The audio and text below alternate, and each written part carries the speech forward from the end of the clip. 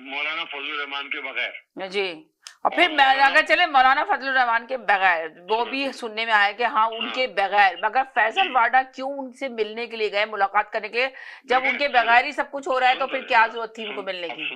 जी, अगर मौलाना फजल रहमान इसमें शरीक हो जाते हैं तो हुकूमत को मजीद मुस्बत नताइज मिलेंगे, यानी कि उनको मजीद मजबूती दिखाएंगे। और अगर पीटीआई उनके वोट अपनी तरफ अपोजिशन में ले जाने की कोशिश करती है, या माफ कीजिएगा मौलाना फजल रहमान पीटीआई के साथ मिलकर अपोज करते हैं इस तहरीक की, तो वो अपोजिशन मजबूत होती हुई नजर आती है। तो उनकी रस्साकशी इस हवाले से जरूर हो रही है कि पीटीआई की कोशिश है कि मजबूत अपोजिशन दिखाई जाए, और हुकूमत की ये कोशिश होगी कि उनके वोट हासिल करने के बाद दिखाया जाए कि कसरते राय से इस तरमीम को मंजूर किया गया है। सारी कोशिशें इस चीज की हैं, लेकिन हुकूमत जो सामने नजर आ रहा है कि उनका पेपर वर्क उन्होंने अपना पूरा किया हुआ है, और वो 26वीं तरमीम के जरिए मौलाना फजल रहमान को अगर एक तरह से देखा जाए तो मिडिल में छोड़ चुके हैं। वो दरमियान में है, उनकी जरूरत आ जाए, अगर वो उनके साथ शरीक हो जाए तो वेल एंड गुड, और नहीं आए तो कोई मसला नहीं है जी। तो मौलाना फजल रहमान को अंदाजा है कि मेरी पोजीशन इस वक्त वो नहीं है जो मैं बादशाह घरों में मौजूद हुआ करता था, कि मेरी वजह से अक्सरियत हो जाती थी या मेरी वजह से किसी की सुबकी हो जाया करती थी।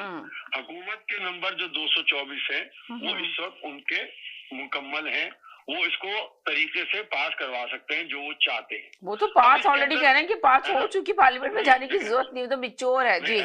ऐसा समझना, ऐसा नहीं होता। अच्छा? वो कह रहे हैं कि ऐसा मतलब ऑलरेडी पास होने का मतलब ये है कि जब उनके पास नंबर पूरे हैं और जैसे ही वो पेश करेंगे और काउंटिंग होगी तो वो जीत जाएंगे, पास हो जाएगी। लेकिन लाजमी बात है कि उसको ऐवान में तो जाना पड़ेगा ना, आपको वोटिंग तो करनी पड़ेगी ना। लेकिन उसका एक तरीकेकार होता है, आइन के अंदर एक तरीकेकार होता है। जो अफसोस की बात यह है कि हमारे यहाँ कभी फॉलो अप नहीं हो रहा, और ये पहली दफा नहीं हो रहा, ये मुतादिद मरतबा, और खुद इमरान खान के दौर में भी ऐसा हुआ है कि तरामीम आई और चट मंगनी पट बिया वो मंजूर भी हो गई दिखाए बगैर। अगर तारीख पीछे निकाल के देख लें तो इमरान खान के दौर में भी ऐसा हुआ है। लेकिन तरीकेकार ये है कि जब आप कोई भी आईनी तरमीम टेबल करते हैं पार्लियामेंट के अंदर, तो उसको बाकायदा स्टैंडिंग कमेटी के हवाले किया जाता है। स्टैंडिंग कमेटी उसके ऊपर आपस में तबसरे और मजीद इन और आउट करती है। फिर पार्लियामेंट में फर्दन हस्ब इख्तलाफ और हस्ब इख्तिदार उसके ऊपर बहस करते हैं, और उसके अंदर हस्ब इख्तलाफ की तरफ से तजावीज आती हैं, हुकूमत की तरफ से कुछ कटौतियां होती हैं या कुछ बढ़ावा होता है, और उसके बाद वो काउंटिंग की तरफ जाती है। लेकिन हमारे यहाँ ये हो रहा है क्योंकि जो भी तरमीम का खालिक होता है, यानी कि हुकूमत या इख्तिदार की तरफ से, वो उसको इस तरीके से लेके आती है कि सिर्फ क्योंकि वो पहले अपने काबीना में वो मंजूर करा चुकी होती है, और उसके अपने तमाम कारकुनों को तो हक ही नहीं है कि जो उनके मेंबरान है कि उसके लिए नफी कर सके। तो एक तरीके से वो मंजूर हो चुकी होती है अगर उनके नंबर पूरे हैं, और नंबर पूरे नहीं होते तो ऐवान के अंदर खींचा तानी करके इधर से लेकर उधर से लेकर अपने नंबर पूरे किए जाते हैं। तो इस वक्त ये कहना, तो अभी तो नंबर पूरे हैं, इनको अभी खेचम तानी करनी नहीं है नंबर लेके लिए कि फैसल रहमान का साथ दें। तो जी, तो इस तरह से फैसल वाडा का ये कहना कि तरमीम तो मंजूर हो चुकी है, यानी कि उनके पास नंबर पूरे हैं, उन्होंने अपने तमाम मेंबरान को तैयार कर लिया है कि ऐवान में इस्लामाबाद में रहना है, जिस वक्त वो चाहेंगे वो टेबल कर देंगे। और उसका तरीकेकार ये होता है कि जिस वक्त वो देखेंगे कि अपोजिशन के अरकान कुछ कम नजर आ रहे हैं उनको पार्लियामेंट के अंदर, वो टेबल करके टन टन घंटियां बजा के वो मंजूर करवा देंगे, जो पाकिस्तान में होता है जिस तरीके से होता है।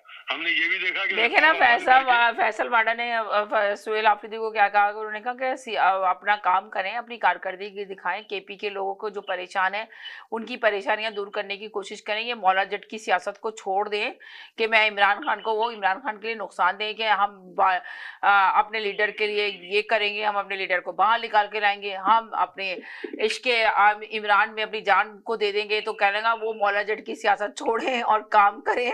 अगर वो काम नहीं करेंगे और यही बयान देते रहेंगे सुहेल आफरीदी, तो फिर कोई भी फायदा नहीं होगा, बल्कि पीटीआई और इमरान खान के लिए नुकसानदेह साबित होंगे इनके ये बयान।